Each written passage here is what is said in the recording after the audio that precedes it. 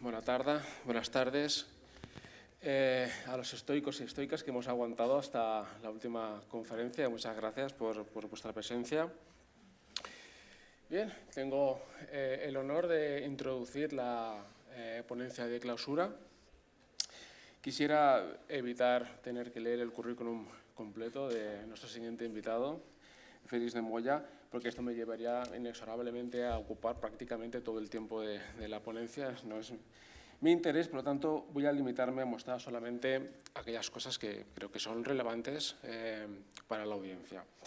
Bien, Félix de Moya es licenciado en Filosofía y Letras por la Universidad de Granada, doctor en esa misma universidad, con una tesis que creo que quizá no todo el mundo conoce, es un aspecto menos conocido, titulada Estructura de datos y gestión bibliotecaria, que creo que muestra no solo el amplio registro del doctor Moya, sino su interés por dos aspectos que creo que han sido definitivos en su trayectoria académica.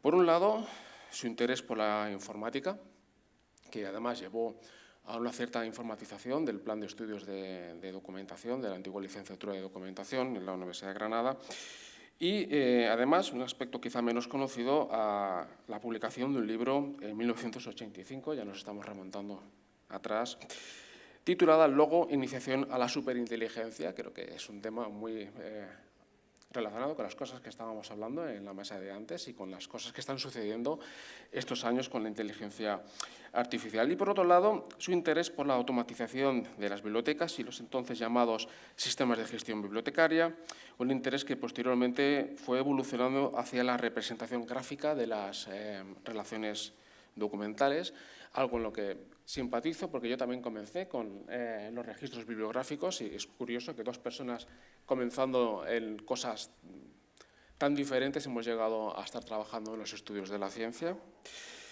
Y bien, ese interés en la representación gráfica de las relaciones documentales vino a ser el germen de la creación del Grupo Scimago, del que el doctor Moya es fundador e investigador principal. Grosso modo, su trayectoria académica podría quizá desglosarse en tres grandes etapas, quizá alguna más, pero tres grandes principales. Un primer ciclo corresponde con su actividad como profesor, investigador y docente en la Facultad de Biblioteconomía y Documentación de la Universidad de Granada, donde fue catedrático de universidad, aparte de ocupar diversos cargos de gestión académica como ser decano de la Facultad de Biblioteconomía y Documentación y posteriormente vicerrector de Nuevas Tecnologías y Servicios a la comunidad universitaria. Un segundo ciclo que corresponde con su etapa como profesor de investigación en el Consejo Superior de Investigaciones Científicas, en concreto en el Instituto de Bienes y Políticas Públicas en Madrid. Y un tercer y actual ciclo, una etapa en la que el doctor Moya se encuentra volcado en sus actividades de asesoría y consultoría a través de la empresa Scimago Lab, desde donde se llevan a cabo distintos proyectos de I+D de gran envergadura. Entre estos proyectos, y no por extenderme demasiado, pues voy a destacar el Scimago Journal Rank, Scimago Institutions Ranking, Scimago Media Rankings, Scimago Research Centers Ranking, la herramienta de visualización de información Scimago Gráfica y próximamente Scimago Iris, que precisamente nos presentará hoy. Podríamos decir que su principal línea de investigación ha sido y es el diseño de sistemas de información científica como instrumentos de ayuda a los procesos de toma de decisiones. Estos trabajos han cristalizado a través de numerosos acuerdos de colaboración con muchísimas entidades a nivel regional, a nivel nacional, a nivel extranjero, por ejemplo, con ICIT, con ACIT, Redalic, con Ciencia en Colombia, una amplia cantidad de universidades y organismos como el Banco Mundial y la OECD. Su actividad científica abarca alrededor de 200 trabajos indexados actualmente en Scopus, ha dirigido alrededor de 40 tesis doctorales, muchas de estas personas ocupan y han ocupado cargos relevantes en el ecosistema de investigación. Además, pero no obstante, más allá de los números, el doctor Moya ha destacado por diseñar sistemas de información e indicadores basados en la investigación científica con el fin de ser utilizados para mejorar los procesos de comunicación y evaluación de la propia actividad científica, habiendo influido en todos los agentes del ecosistema científico, autores, autoras, revistas, agencias de evaluación, agencias de financiación, etcétera, etcétera. Esto, en mi opinión, realmente es lo que define la excelencia y el impacto. La ponencia que el doctor Moya nos ofrecerá hoy se titula Proyecto IRIS, Riesgo de Integridad Científica y Métricas de la Ciencia, y en ella se abordará el portal IRIS, por supuesto, pero a mi juicio integra muchas de las cosas que estamos discutiendo y que son muy relevantes en el mundo de los estudios de la ciencia actualmente, como son, obviamente, la medición, la integridad y la ética científica, la época de la narrativa constituye un aspecto bastante importante, y el uso de la inteligencia artificial. Demos pues paso al doctor Moya, cuando quieras. Bueno, muchas gracias.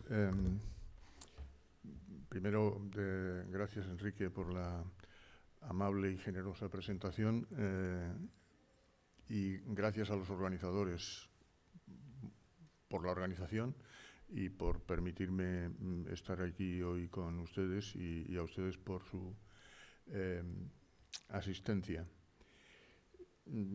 Como no dispongo de demasiado tiempo, voy a ir directamente a la presentación, que en realidad se trata de una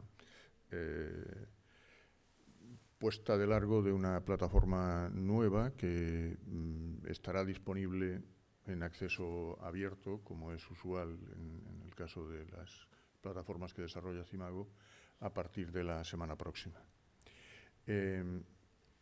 Nosotros hemos estado, como muchos académicos, investigadores, preocupados por el tema de la integridad, ¿no? En un mundo en el que las publicaciones jugaban un papel tan importante en los procesos de análisis de los resultados de investigación, pero también en los procesos de evaluación y promoción de los propios investigadores. Pues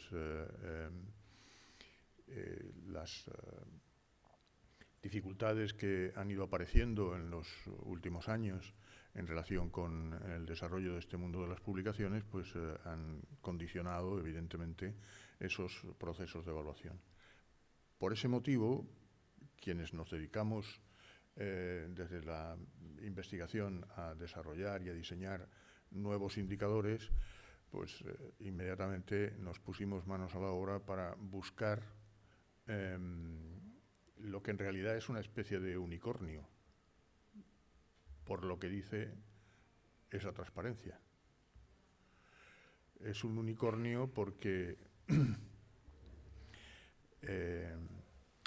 medir la integridad, suponiendo que es hacer lo correcto, aunque nadie esté mirando, es una pretensión, bueno, yo no diría que absurda, pero desde luego es casi ingenua, ¿no?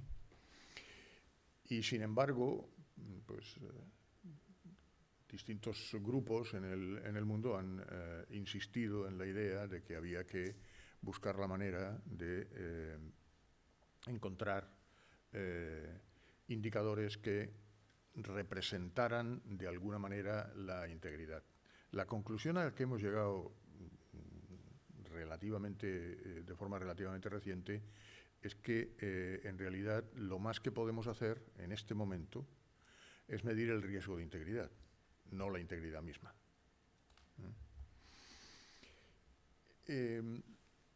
Porque aunque han proliferado cierto tipo de prácticas, como las fábricas de papers o la manipulación de evidencias, el propio plagio, etcétera, prácticas que son evidentemente reprochables en el ámbito científico, y algunas de ellas podría decirse que son medibles. Hay otras que resulta bastante difícil medir, pero estamos haciendo el intento, al menos, de, como digo, medir el riesgo que existe, es decir, identificando prácticas en los procesos de comunicación científica que apuntan a conductas de riesgo, aunque no necesariamente representan falta de integridad.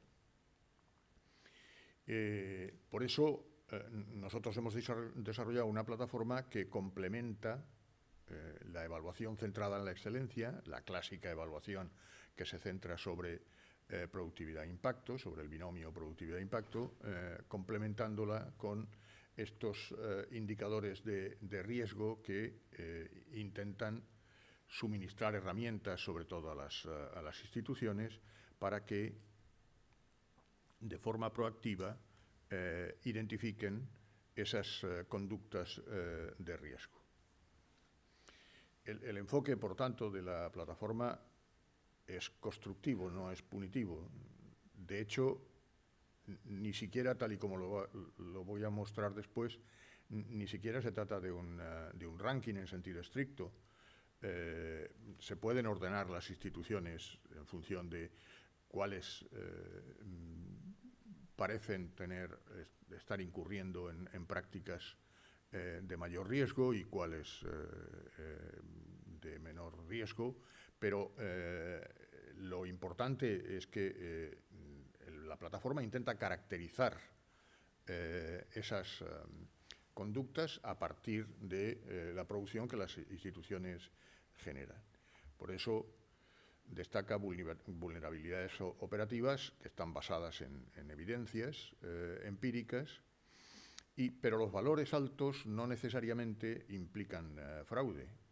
Pueden reflejar normas legítimas de ciertas áreas. El ejemplo recurrente, cuando se habla de esto, es el de la física de altas energías, ¿no? Cuando uno encuentra trabajos de más de 3.000 autores, en el que el espacio dedicado al texto del trabajo es menor que el espacio dedicado a la lista de autores, e incluso encuentra en esos trabajos algunos que incluyen autores que ya habían fallecido cuando el trabajo se empezó a escribir y cuando la experimentación se empezó a hacer. La verdad es que podríamos llegar a la conclusión generosa a la que llegó Blaise Cronin hace algún tiempo cuando escribió sobre este tema de la hiperautoría, diciendo que en realidad lo que ha pasado es que ha cambiado el concepto de autor y por tanto la autoría como reflejo de la responsabilidad intelectual en los trabajos de los autores pues está cuestionada, pero simplemente porque las condiciones de autoría en ciertos ámbitos son diferentes. Cuando nosotros generamos un indicador relacionado justamente con este tema de la hiperautoría, lo que estamos haciendo es llamar la atención sobre la posibilidad de que exista riesgo, para que las instituciones tomen la decisión que consideren oportuna respecto de ese riesgo.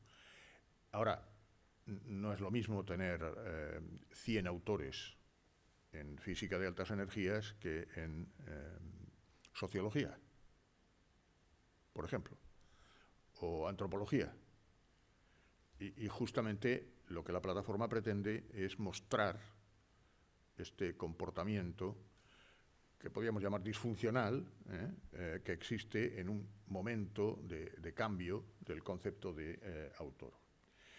En definitiva, el objetivo principal es empoderar la supervisión académica para la toma de decisiones. Esto lo voy a pasar deprisa explicando cuál es el procedimiento de normalización que hemos utilizado para hacer comparables las instituciones. Ustedes luego podrán ver la metodología donde se describe esto con detalle. Y aquí empiezo a relatarles la nómina de indicadores que hemos diseñado para representar el riesgo, en definitiva, de integridad, ¿no? Dos de los indicadores importantes son el de la tasa de afiliaciones múltiples. Identificamos exactamente cuántos trabajos en una institución, de autores de una institución, esos autores dicen pertenecer a múltiples instituciones, con lo cual se produce un fenómeno al menos doble. Por una parte, se lleva a su nivel óptimo de incompetencia los indicadores basados en métricas de la producción científica, porque esos trabajos contarían en recuentos normales, contarían para las diferentes instituciones como si fueran trabajos de todas ellas. Por eso nosotros siempre hacemos el cálculo en el ranking de estos trabajos con recuentos fraccionados. Pero en todo caso, el exceso de trabajos de este tipo representa un riesgo desde el punto de vista de la integridad, ¿no? Y el indicador más utilizado y sobre el que se ha escrito más últimamente es el de la tasa de publicaciones retractadas. Este es un asunto interesante porque, aunque probablemente muchos de ustedes aquí pensarán que una publicación retractada pues es una publicación problemática que ha conducido a que la revista o el propio autor o los propios autores la retiren, la rechacen como publicación de una revista indexada. Sin embargo, tenemos una situación que conviene analizar y que ahora después les comentaré. No es lo mismo la retractación que se produce en unos ámbitos de la publicación científica o en otros. Y no me estoy refiriendo a ámbitos temáticos, me estoy refiriendo a ámbitos geográficos. Por ejemplo, hay países donde las publicaciones, las revistas, prácticamente no retractan, porque los editores consideran que la retractación es el reconocimiento de un fracaso editorial. Y esto tiene implicaciones importantes, porque si le vas a dar un valor mayor a los trabajos que nunca han sido retractados y a las revistas que nunca retractan, pues justamente estás premiando una conducta que en realidad debería ser premiada al revés, porque son las revistas científicamente más solventes las que suelen tener más retractaciones. Entre otras cosas porque los editores no tienen absolutamente ningún problema en reconocer que ha habido algún fallo en el proceso editorial, en el proceso de revisión por pares o incluso a posteriori cuando se descubre que ha habido algún tipo de falsificación en los datos, en las evidencias empíricas utilizadas, etc., ¿no? Entonces, no es tan sencilla la interpretación desde nuestro punto de vista, del porcentaje de documentos retractados. Lo que hay que hacer es analizar exactamente en qué casos sucede eso.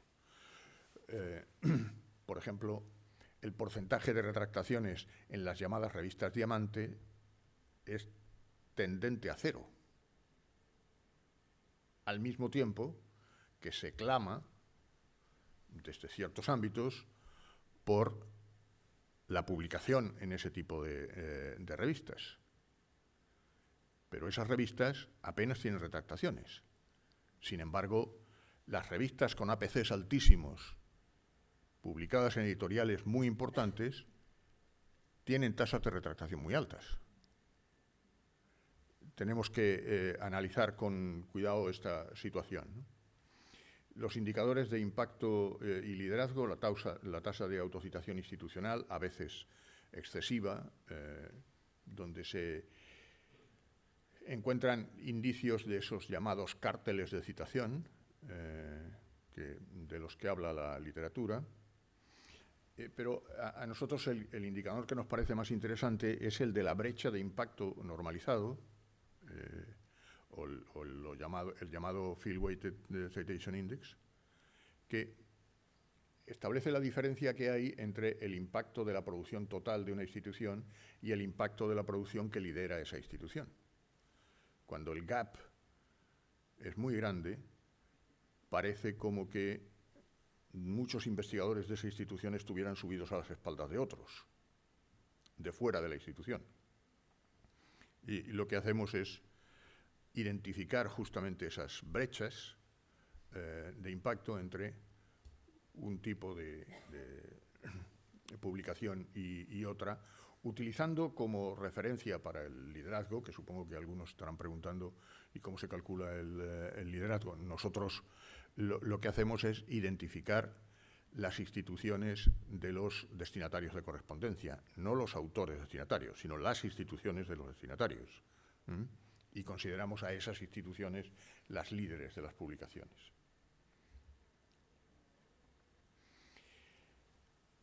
Y aquí están los dos indicadores que tienen que ver con este asunto de la hiperautoría que comentaba antes, ¿no?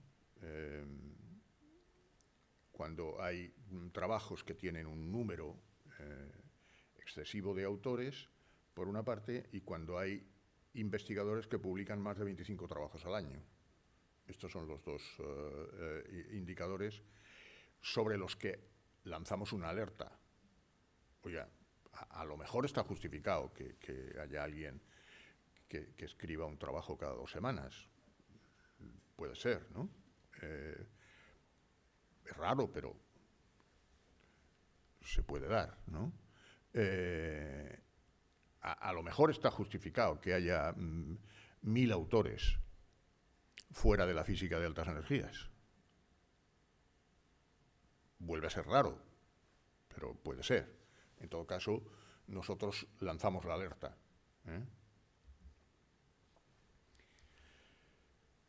Tasa de publicación en revistas descontinuadas. Bueno, de nuevo estamos en el mismo escenario, ¿no? Trabajos en los que... Bueno, sigo con lo que estaba diciendo. Trabajos en revistas descontinuadas, tanto en WOS como en Scopus, hay listados de revistas que han sido retirados de la indexación.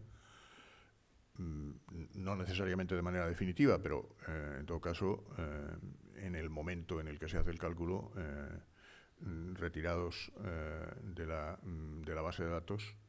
Y esto lo podemos identificar, y podemos identificar también los trabajos que han sido publicados en esas revistas en un determinado plazo de tiempo.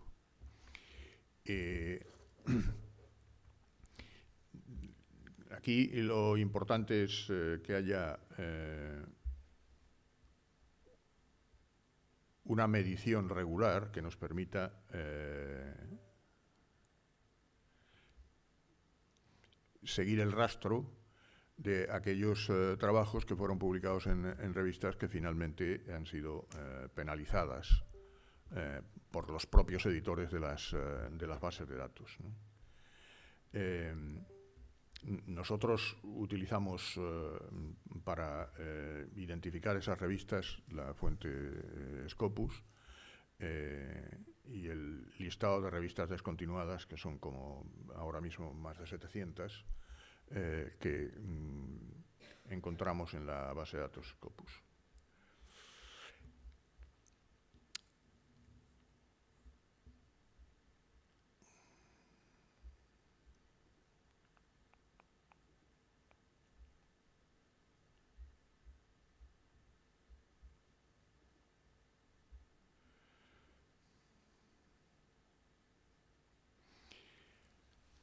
El siguiente indicador es la publicación en revistas institucionales, ¿no? Hay un número no pequeño de instituciones cuyos autores publican muchos trabajos en revistas de la propia institución. Eso, cuando aumenta la tasa de endogamia de las revistas, se puede decir que es un síntoma de proceso de revisión por pares que está afectado por conflicto de interés. De nuevo, puede ser que no haya ningún motivo para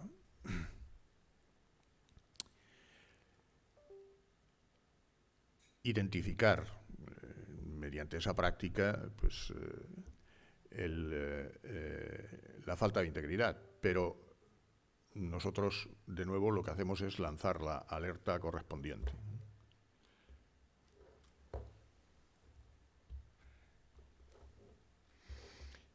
Y me parece que el último de los indicadores es el de lo que en la bibliometría se llama salami slicing, ¿no? Que es este exceso de fraccionamiento en trabajos distintos de una misma investigación.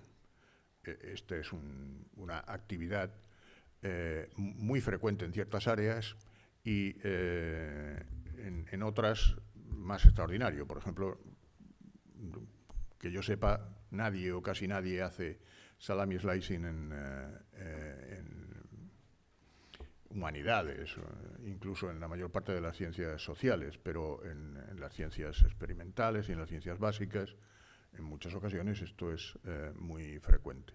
Se utilizan toda clase de argumentos para justificar este tipo de prácticas, pero, en todo caso, de nuevo, una alerta,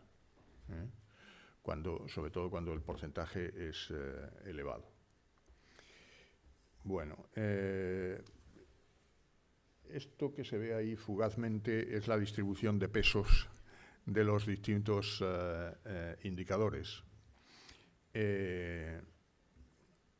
y que da lugar, esos diferentes pesos, dan lugar a la identificación de categorías de riesgo distintas para las instituciones. Hemos definido 4 categorías de riesgo, desde muy bajo, bajo, medio y riesgo significativo. Y estos 4 niveles de riesgo no son del mismo tamaño. Hay, como ven, en el riesgo significativo solo el 6,5% de las instituciones están en esa zona, ¿no? Pero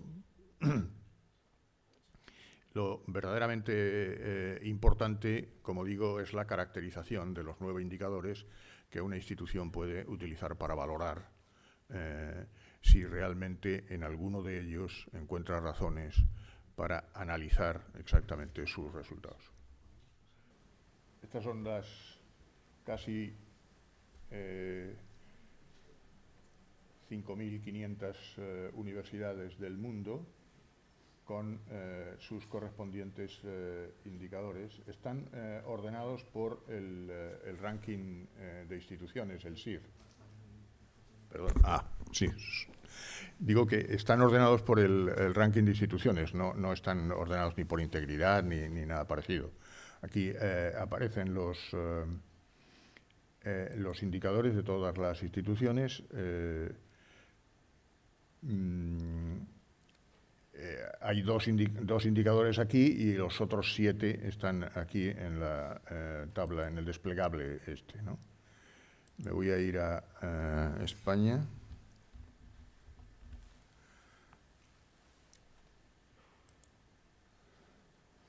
Ven, la ordenación es según el ranking IRIS, el ranking SIR, perdón, la Universidad de Barcelona es la primera del país desde hace muchos años atrás. Este año también lo será, cuando salga la semana que viene el ranking. Pero esto no tiene absolutamente nada que ver con la integridad, ¿no? Tiene que ver con la calidad y la cantidad de la producción, la capacidad de innovación y lo que llamamos indicadores de factor social, ¿no? Entonces, si ordenamos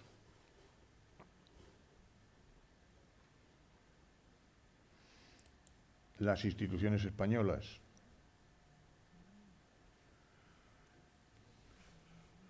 por el riesgo de integridad, ahí aparecen en la columna riesgo, aparecen las agrupaciones. El riesgo mayor lo tiene la Universidad Europea del Atlántico y las primeras, como verán, son casi todas privadas, entre otras razones porque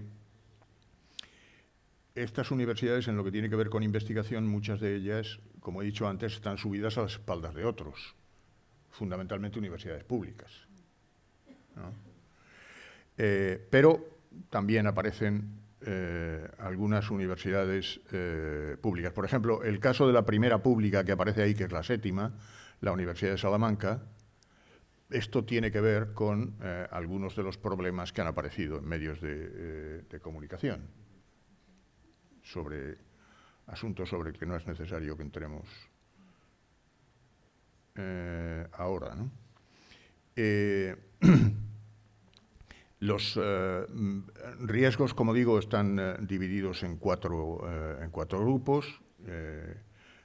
España solo tiene una universidad que es privada con riesgo significativo.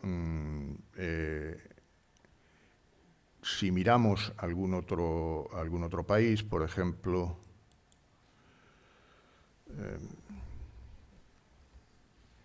poner aquí algún país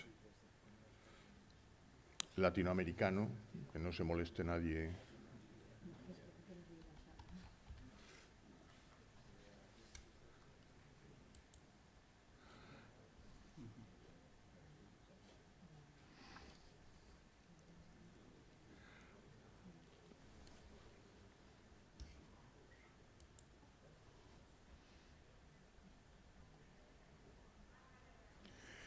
El número de universidades con riesgo significativo es considerablemente mayor. Esto tiene que ver con los marcos regulatorios de la educación superior en los distintos países, que son muy diferentes. ¿Y cuáles son? Entre esos marcos regulatorios hay un asunto fundamental, que es cuáles son los requisitos para poder crear una universidad en un país y en otro. Hay algunos países, como muchos de ustedes sabrán, que dan lo que podríamos llamar desde la perspectiva del marco regulatorio español demasiadas facilidades para la creación de universidades. Y esto hace que primero proliferen las universidades que son teaching únicamente, y que cuando se inician en el territorio de la investigación lo hacen siempre utilizando prácticas que son de riesgo, vamos a llamarlas así. Yo creo que, como está aquí la metodología, que ustedes pueden mirar con detalle, pues supongo que entenderán que los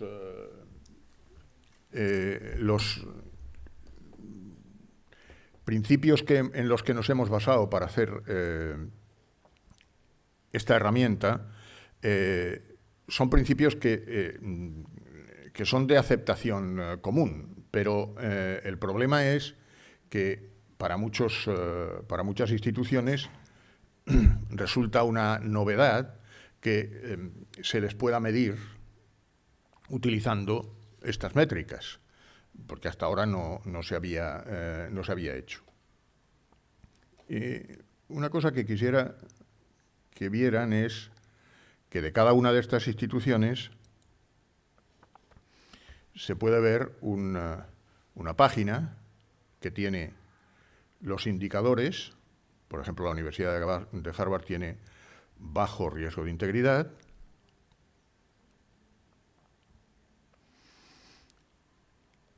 Aún así, tiene algunos indicadores, como ven, con barras rojas, porque tienen esos indicadores un riesgo de integridad mayor que la media nacional, ¿no? En este gráfico, el 0 es la media mundial y las barras grises son las medias nacionales de cada uno de los indicadores.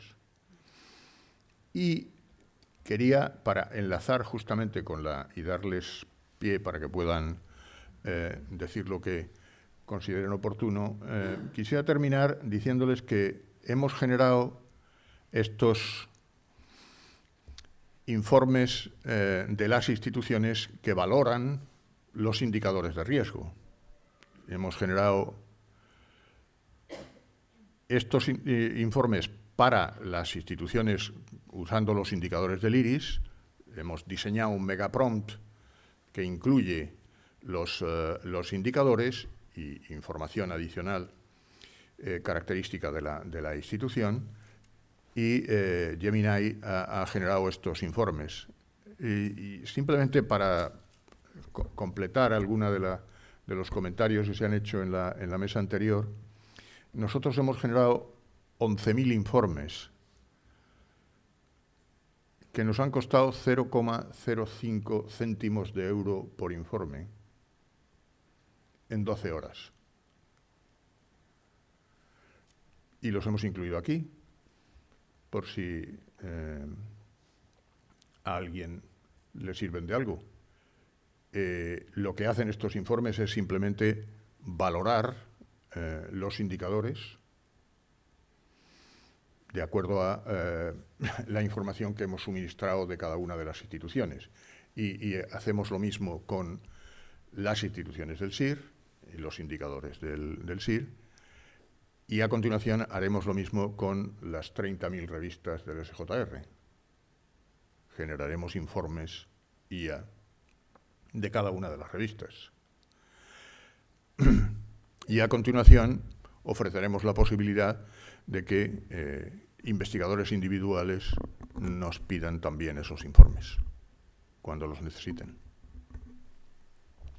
Muchas gracias.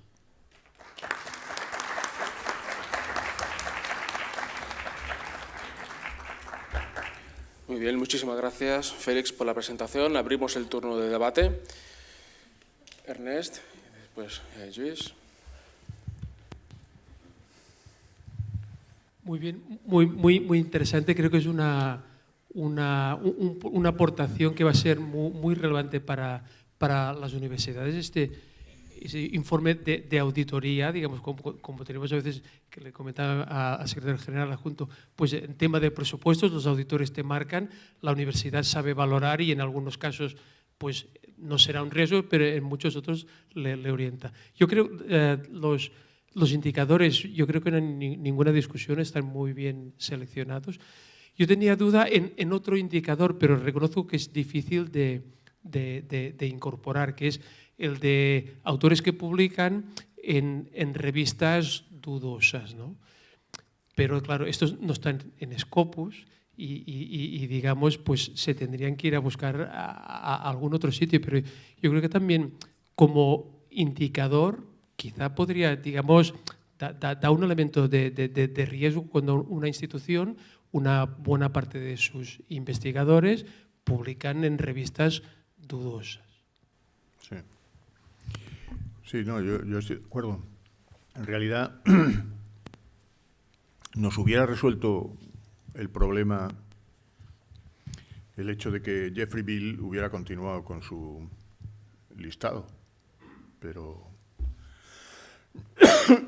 el acoso que sufrió este bibliotecario de la Universidad de Colorado cuando hizo su lista de revistas depredadoras, incluso acoso legal, hasta el punto de que la universidad lo apartó, pues hizo que este asunto de crear listas de revistas depredadoras se haya convertido en todo un asunto problemático. Lo más aproximado que nosotros hemos encontrado es la identificación de la producción en revistas descontinuadas de las bases de datos. Claro, la lista de Jeffrey Beall era mucho más completa que esa lista, porque, como he dicho, Scopus, por ejemplo, tiene 700 y pico revistas descontinuadas, de un total de cerca de 30.000, que no es nada, por lo que sabemos, si realmente se hiciera el trabajo de identificar las revistas depredadoras. Pero creo que es importante tener en cuenta esto. Revistas depredadoras hay muchas, efectivamente,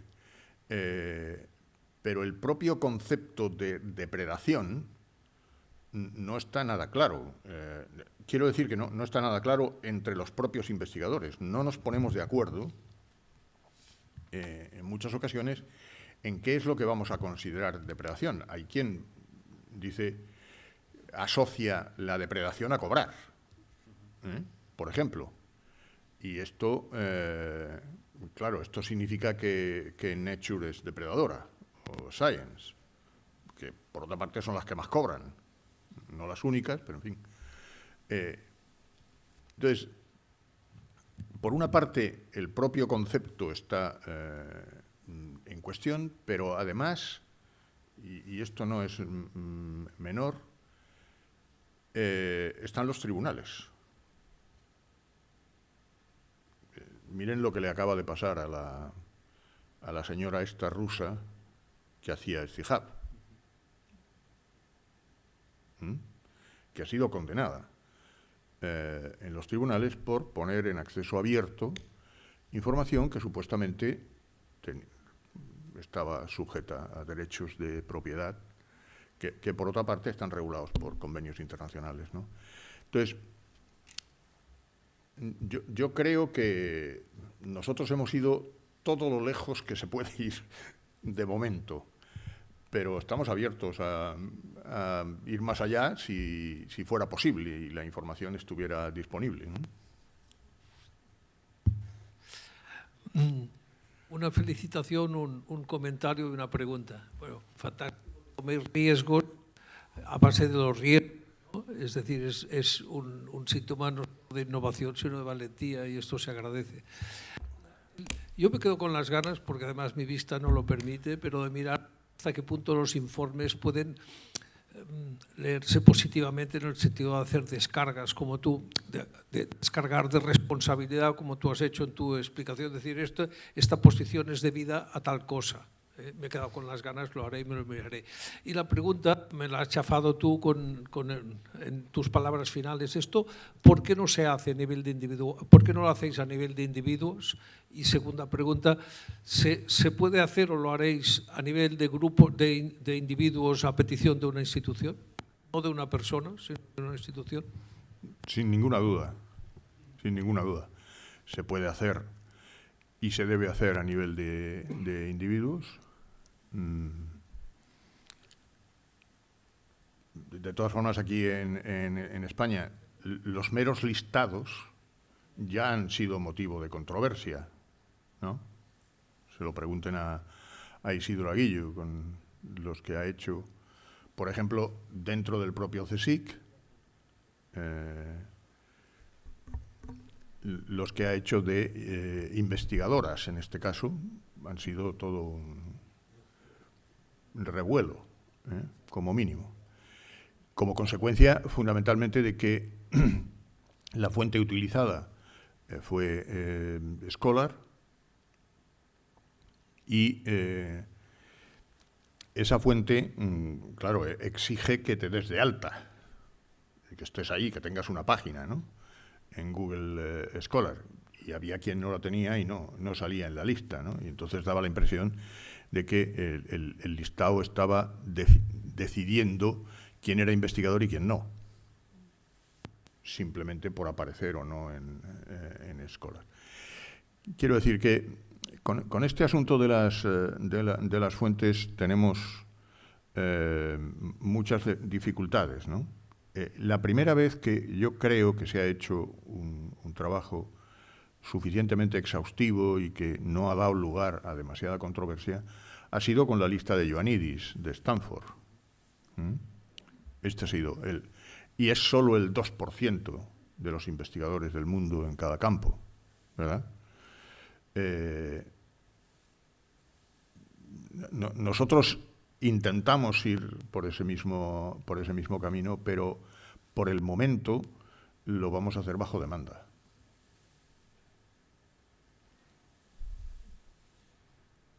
Muy bien, para no demorar los siguientes actos de los premios y de la clausura, vamos a terminar aquí. Pueden preguntarle a Félix por los pasillos. Muchísimas gracias. Terminamos.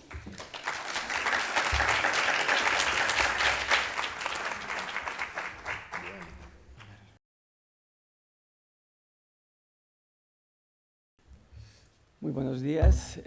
Ya vamos acabando.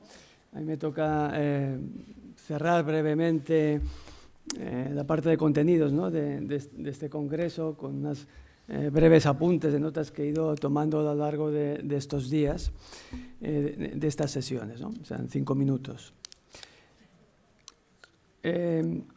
Si los congresos en general aspiran, y aquellos que tienen continuidad y se consolidan, lo consiguen, aspiran, como digo, y solo unos pocos lo consiguen, a aglutinar en torno a ellos a una comunidad, diría que nosotros estamos en el camino. En el caso de CODI es una comunidad de procedencias y especialidades muy diversas, con el nexo en común de lo que es la temática del Congreso, y que por su transversalidad tiene esta peculiaridad de que nos ha convocado a participantes de procedencias y lugares dispares, ¿no? Una parte de nosotros somos académicos, investigadores y estudiosos, por lo que veo especialmente de las áreas de gestión de la información, de la documentación y de comunicación, pero también de otras áreas, y con todos los matices y especialidades que ustedes quieran, desde cienciometría a periodismo. Y tenemos una gran variedad de practitioners, ¿no? Como en la sesión de esta mañana, la primera sesión de esta mañana se hablaba, ¿no?, de profesionales de diferentes áreas que trabajan, muchos de ellos trabajan en oficinas, departamentos, bibliotecas, que tienen entre algunos de sus cometidos, o total o parcialmente, la difusión de la ciencia, la comunicación de la ciencia y la transferencia, ¿no? Hay también profesionales que trabajan en políticas públicas vinculadas a la difusión de la ciencia, y profesionales que trabajan en medios de comunicación y periodistas, ¿no? Esta diversidad de perspectivas y de enfoques también se ha traducido en una diversidad en los enfoques de los contenidos que se han explicado y que se han debatido aquí, ¿no? Y una idea que ha salido en varias ponencias y comunicaciones con diferentes nombres y de diferentes ángulos es la necesidad de tender puentes y pactos entre esos diferentes actores, ¿no? En la ponencia inaugural se hablaba de planes integrales, ¿no?, entre periodistas, científicos y gestores, con esos nombres o con diferentes también nombres de las personas, de los actores. Esto ha ido saliendo, ¿no? En otra de las sesiones, en la de ayer, se habló de la metáfora de la tortilla, ¿no? Una tortilla que tenga éxito se basa en 3 ingredientes, principalmente en huevos de calidad, en aceite de oliva de calidad y en sal, ¿no? ¿Cuál es la importancia de cada uno de ellos, ¿no?, en la atribución del mérito de la tortilla? Es difícil de establecer, pero es importante la colaboración de esos 3 elementos, ¿no? De alguna manera, esta metáfora nos sirve, ¿no?, a los diferentes actores que participamos aquí para colaborar y entendernos para que tener éxito en la comunicación científica, que es lo que nos ocupa, ¿no? Se ha hablado mucho de los diferentes canales de difusión que tenemos para la ciencia, ¿no? Desde algunos clásicos de difusión, como las redes sociales, con las diferentes variantes, a otros más presentes en los últimos tiempos, como los podcasts, y a talleres diversos, a gamificación. Hemos podido ver diferentes experiencias interesantes y en algunos casos se nos han señalado buenas prácticas. Esta mañana hemos visto, por ejemplo, la diferencia entre hacer un buen tuit y un mal tuit para comunicar, divulgar patentes, ¿no? O también hemos podido ver posteriormente algunas de las mejores prácticas de los divulgadores científicos en Instagram, ¿no? La ciencia abierta ha tenido un papel importante, ha tenido una presencia importante, ¿no?, en estas sesiones, ¿no? 2 ideas que se pueden decir de la mesa redonda de ayer es que la idea de la ciencia abierta como oportunidad, ¿no?, que eso apareció en diferentes momentos, y aunque no tengamos una precisa definición de qué es ciencia abierta, se puede ver como una oportunidad para modificar y mejorar muchas de las prácticas de la investigación científica y orientarlas hacia que tengan un impacto social, ¿no? Y otra idea es que la ciencia abierta está poniendo el acento en elementos como la transparencia, la colaboración y el impacto, buscando siempre acercar esta investigación a la sociedad, ¿no?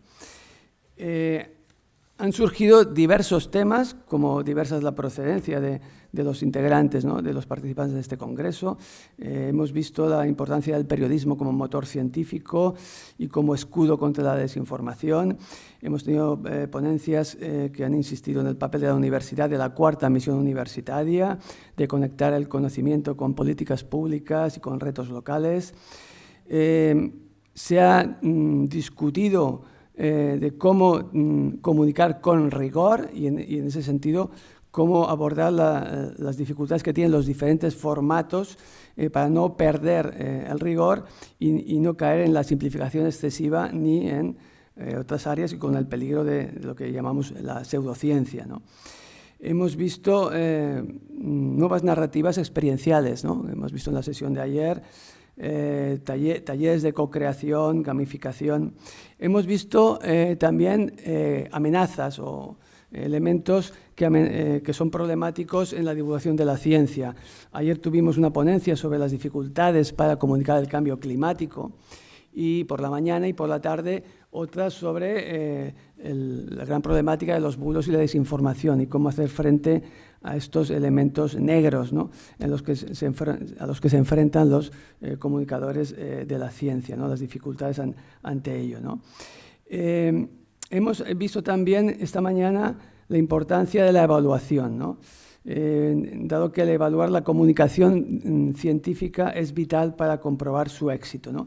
Y se ha visto que todavía nos faltan más elementos importantes, decisivos para avanzar en esta evaluación.